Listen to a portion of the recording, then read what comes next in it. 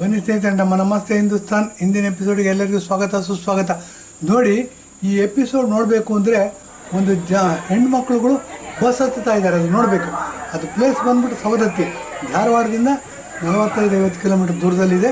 ಯಲ್ಲಮ್ಮ ಗುಡ್ಡಕ್ಕೆ ಹೋಗಬೇಕು ಅವರು. ಆ ಬಸ್ ಹತ್ತುತ್ತಾ ಇದ್ದಾರೆ.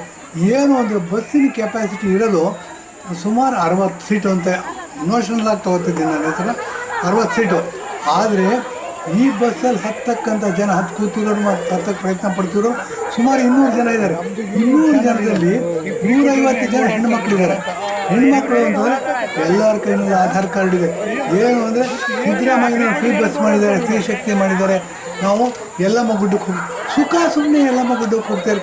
ಬಸ್ಸು ಫ್ರೀ ಮಾಡಿರೋದನ್ನೇ ಯಲ್ಲಮ್ಮ ಗುಡ್ಡಕ್ಕೆ ಹೋಗ್ತಾಯಿದೆ. ನಾನು ನೋಡಿ ಮೈಸೂರಿಂದ ಧಾರವಾಡಕ್ಕೆ ಹೋಗಿ ಧಾರವಾಡದಿಂದ ಯಲ್ಲಮ್ಮ ಗುಡ್ಡಕ್ಕೆ ಹೋಗಬೇಕು ಅಂತ ಹೋದವನು ಬಸ್ಸಲ್ಲಿ ಹೋಗೋಕ್ಕಾಗಲೇ ಇಲ್ಲ ನನಗೆ. ಇದು ಗಮನ ಇಟ್ಕೋಬೇಕಾಗಿರೋ ಅಂಶ. ಕಡೆಗೆ ಏನಾಯಿತು, ಅಲ್ಲಿಂದ ಒಂದು 20 ಮೀಟರ್ ದೂರದಲ್ಲಿ ಪ್ರೈವೇಟ್ ಆಟೋ ರಿಕ್ಷಾಗಳು ಹೋಗ್ತಾವೆ. ಒಂದೊಂದು ಆಟೋ ರಿಕ್ಷಾದಲ್ಲಿ 7 ಜನ ಕೂರಿಸ್ಕೊಂಡು ಹೋಗ್ತಾರೆ. 20 ರೂಪಾಯಿ ಕೊಟ್ಟು ಹೋಗಿದ್ದಾಯಿತು. ಇದು ಗಮನದಲ್ಲಿ ಇಟ್ಕೋಬೇಕು. ಏನು ಅಂತಂದರೆ ಫ್ರೀ ಬಸ್ ಮಾಡಿರೋದ್ರಿಂದ ಈ ಹೆಣ್ಣುಮಕ್ಕಳುಗಳು ಏನಾಗುತ್ತೆ, ವೈಜ್ಞಾನಿಕವಾಗಿ ಓದಿಲ್ಲ ಅವರು, ಮತ್ತು ಅಮಾಯಕರು, ಅನಕ್ಷರಸ್ಥರು. ಏನಾಗುತ್ತೆ, ಸಿದ್ದರಾಮಯ್ಯನವ್ರು ಫ್ರೀ ಮಾಡಿದ್ದಾರೆ ಅಂತ ಓಡಾಡ್ತಾರೆ. ಏನು ಉದ್ದೇಶ ಇಲ್ಲ ಅಲ್ಲಿ. ಉದ್ದೇಶ ಇಲ್ಲದೆ ಮಾಡ್ತಕ್ಕಂಥ ಕೆಲಸ ಏನಾದ್ರು ಸಿದ್ದರಾಮಯ್ಯನವ್ರು ಅವಕಾಶ ಮಾಡಿಕೊಟ್ಟಿದ್ದಾರೆ. ನೋಡಿ, ಬಸ್ಸಿನ ಫ್ರೀ ಮಾಡಿದ್ದಾರೆ ಹೆಣ್ಮಕ್ಳಿಗೆ. ಅವ್ರು ಏನು ಅಂದರೆ ಸಿದ್ದರಾಮಯ್ಯನವ್ರು ಫ್ರೀ ಮಾಡಿದ್ದಾರೆ, ಅದರಿಂದ KRS ನೋಡೋಣ, ಧಾರವಾಡದಿಂದ ಗುಲ್ಬರ್ಗ ಮೈಸೂರು ಬರೋಣ ಅಂತ ಬರ್ತಾರೆ. ಇಲ್ಲ ಮೈಸೂರಿಂದ ಬಿಜಾಪುರಕ್ಕೆ ಹೋಗ್ತಾರೆ, ಇಲ್ಲ ಅಲ್ಲಿಂದ ಮಂಗಳೂರಿಗೆ ಹೋಗ್ತಾರೆ, ಇಲ್ಲ ಕೊಲ್ಲೂರಿಗೆ ಹೋಗ್ತಾರೆ. ಹೀಗೆ ಟೂರ್ ಹೊಡಿತಕ್ಕಂಥ ಬಿಡಾಡಿ ಹಸುಗಳು ಜಾಸ್ತಿ ಆಗ್ಬಿಟ್ಟಿದೆ. ಇವರೇನು ಅಂದರೆ ಸಿದ್ದರಾಮಯ್ಯನವ್ರು ಫ್ರೀ ಮಾಡಿದ್ದಾರೆ, ಸರ್ಕಾರ ಫ್ರೀ ಮಾಡಿದೆ. ಯಾವುದಾದ್ರೂ ಸರ್ಕಾರ ದೇಶನ ಸ್ಟ್ರಾಂಗ್ ಮಾಡೋಕ್ಕೆ ಸಾಧ್ಯನೇ ಈ ಥರ ಮಾಡೋದು. ಏನೂ ಉದ್ದೇಶ ಇಲ್ಲ. ಫ್ರೀ ಮಾಡಿರೋದ್ರಿಂದ ದೇವಸ್ಥಾನಕ್ಕೆ ಹೋಗ್ತೀವಿ, ಫ್ರೀ ಮಾಡಿರೋದ್ರಿಂದ ಮೈಸೂರು ನೋಡೋಕೆ ಹೋಗ್ತೀವಿ, ಫ್ರೀ ಮಾಡಿರೋದ್ರಿಂದ ವಿಧಾನಸೌಧ ನೋಡೋಕೆ ಹೋಗ್ತೀವಿ, ಫ್ರೀ ಮಾಡಿರೋದ್ರಿಂದ ಗೋಲ್ ಗುಂಬದ್ ನೋಡೋಕೆ ಹೋಗ್ತೀವಿ, ಫ್ರೀ ಮಾಡೋದ್ರಿಂದ ಕೊಲ್ಲೂರು ಮುಖಾಂಬೇಕಿಗೆ ಹೋಗ್ತೀವಿ. ಈ ಥರ ಇದು ಮಾಡಿ ಉದ್ದೇಶವೇ ಇಲ್ಲದೆ, ಏನೂ ಉದ್ದೇಶ ಇಲ್ಲದೇನೆ ಫ್ರೀ ಮಾಡಿದ್ದಾರೆ ಅಂತ ಓಡಾಡ್ತಾರೆ. ಈ ಥರ ಮಾಡಿದ್ರೆ ಸರ್ಕಾರ ಉಳಿಯುತ್ತಾ? ಸರ್ಕಾರದ ಬೊಕ್ಕಸ ಇದಾಗುತ್ತಾ? ಎಲ್ಲಿವರೆಗೂ ಬರುತ್ತೆ? ಇಷ್ಟಕ್ಕೂ ಒಂದು ಪ್ರಶ್ನೆ ಕೇಳೋದಕ್ಕೆ ಇಷ್ಟಪಡ್ತೀವಿ. ಇದೇ ನಮ್ಮ ಸಿದ್ದರಾಮಯ್ಯನವರು ನರೇಂದ್ರ ಮೋದಿಯವರೇನು ಬಾಲಾಕೋಟೆಯಲ್ಲಿ ಗನ್ ತಗೊಂಡು ಹೋಗಿದ್ದಾರೆ ಯುದ್ಧ ಮಾಡೋದಕ್ಕೆ, ಅವ್ರಿಗೆ ಯಾಕೆ ಕೊಡ್ತೀರಾ ಕ್ರೆಡಿಟ್ ಅಂತ ಕೇಳಿದ್ರು. ಆಯಿತು ಸ್ವಾಮಿ, ಕ್ರೆಡಿಟ್ ಕೊಡಿ, ತಪ್ಪು ಕೇಳಬೇಡ. ಅಕ್ಕಿನೇ ಕೊಟ್ಟಿಲ್ಲ ನೀವು. ಅಕ್ಕಿ ಚೀಲದ ಮೇಲೆ ನಿಮ್ಮ ಫೋಟೋ ಪ್ರಿಂಟ್ ಮಾಡಿಬಿಟ್ಟಿದ್ದಿಲ್ಲ. ಯಾರ ಅಪ್ಪನ ಮನೆ ದುಡ್ಡು? ಅಧಿಕಾರ ದುರುಪಯೋಗ ಅಲ್ವೇನ್ರಿ ಇದು? ಇದಕ್ಕೆ ಉತ್ತರ ಹೇಳಬೇಕು. ಏನು ಅಂತಂದರೆ ಅಧಿಕಾರದ ದುರುಪಯೋಗ ಎಷ್ಟು ಮಟ್ಟಿಗೆ ಮಾಡ್ತಾರೆ ಕಾಂಗ್ರೆಸ್ನವರು. ಅಧಿಕಾರ ಬೇಕಿತ್ತು, ನಾವು ಯಾರು ಕೇಳೇ ಇಲ್ಲ ರೀ ಫ್ರೀ ಬಸ್ ಬೇಕು ಅಂತ, ಎಲೆಕ್ಟ್ರಿಸಿಟಿ ಫ್ರೀ ಮಾಡಬೇಕು ಅಂತಂದ್ಬಿಟ್ಟು, ಯುವನಿಧಿ ಫ್ರೀ ಮಾಡಬೇಕು ಅಂತ ಕೇಳೇ ಇಲ್ಲ. ಅವರು ಮುಖ್ಯಮಂತ್ರಿ ಆಗಬೇಕಿತ್ತು, ಉಪಮುಖ್ಯಮಂತ್ರಿ ಆಗಬೇಕಿತ್ತು, ಕಾಂಗ್ರೆಸ್ ಅಧ್ಯಕ್ಷ ಇರಬೇಕಿತ್ತು, ಮಾಡಿಬಿಟ್ರು. ನಾವು ಕೇಳ್ತಿದ್ದೀವಿ ಇನ್ಕಮ್ ಟ್ಯಾಕ್ಸ್ ರೇಟ್ ಕಡಿಮೆ ಮಾಡಿ, ಇದನ್ನೆಲ್ಲ ಮಾಡಿ ಅಂತಂದರೆ ಕೇಂದ್ರ ಸರ್ಕಾರದ ಕಡೆ ಕೈ ತೋರಿಸ್ತಾರೆ. ದುಡ್ಡು ಶಾರ್ಟೇಜ್ ಬಂತ, ಕೇಂದ್ರ ಸರ್ಕಾರ ಕೊಟ್ಟಿಲ್ಲ ಅಂತಾರೆ. ಇಷ್ಟು ಮಟ್ಟಿಗೆ ಸರಿಯಿದೆ ಇವರು. ಏನು ಅಂದರೆ ವಿತ್ತಂಡವಾದ ಮಂಡತನದ ಪರಮಾವಧಿ ಮತ್ತು ಹುಚ್ಚು ಮುಂಡೆ ಮೊದಲು ಉಂಡೋನೆ ಜಾಣ ಅಂತೀವಿ. ಈ ಬಸ್ಸಿನ ವಿಡಿಯೋಗಳು ನೋಡಿ. ಏನು ಅಂದರೆ ಸುಮಾರು 100 ಜನ ಬಸ್ಸಲ್ಲಿ ಕೂತ್ಬಿಟ್ಟಿದ್ದಾರೆ. 200-150 ಜನ ಹತ್ತಕ್ಕೆ ಪ್ರಯತ್ನ ಪಡ್ತಾರೆ.